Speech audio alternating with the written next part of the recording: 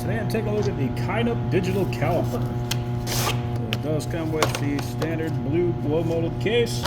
Comes with 2 extra batteries, and it's got a battery installed. So this is my preferred style. So we got on-off, we got 0. Right out of the box it was a little bit off of 0. Looks like it is tight, so we got this knob up here so we can loosen that, which is nice if we lock that onto something and we need to be able to slip that off because we can't read it, and just lock that to make sure it doesn't move. It has a very nice feeling slide on it, like it doesn't feel loose, doesn't feel sloppy. So right now, okay, maybe it was good, and I just didn't have it all the way closed. Okay, and it returns to 0, so that's important.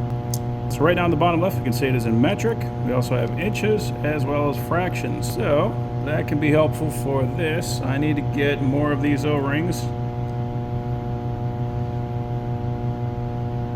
This should be 3/8. There we go, 3/8. So I think this O-ring is a little swollen. And we got 3/16 on the ID and 3/32 for the width. I already knew what size this was, but in the event that I didn't, that is exactly how I would be measuring these things to find out what size O-ring I need. It does say IP54, which is important around here because we splash stuff all over these things. We get that battery cover off. Yeah, okay. So there are a couple of screws right here on the back we got to take off if we want to take off that battery cover. Actually, I think that's a good idea just because we bang these things around a lot. Not having to worry about this thing popping off on its own is probably a really good idea. What we got here? Oh, that's interesting.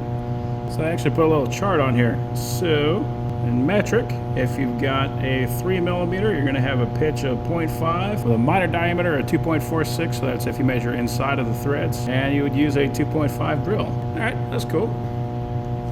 So it does automatically turn on as soon as you start moving it. So even if it's off, it will turn itself back on. But we got our OD checker, we got our ID checker, and then we also have a depth gauge. So if we wanted to find out how deep a hole goes, we would be able to see what that is. Oh, look at that. And it goes all the way down to the 1/2 thousandth. So 5/10,000ths. Nice. So that is a super accurate, very nice caliper.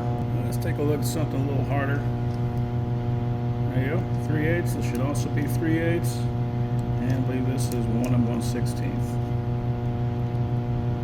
Oh, 1 1/8. Okay, that makes sense.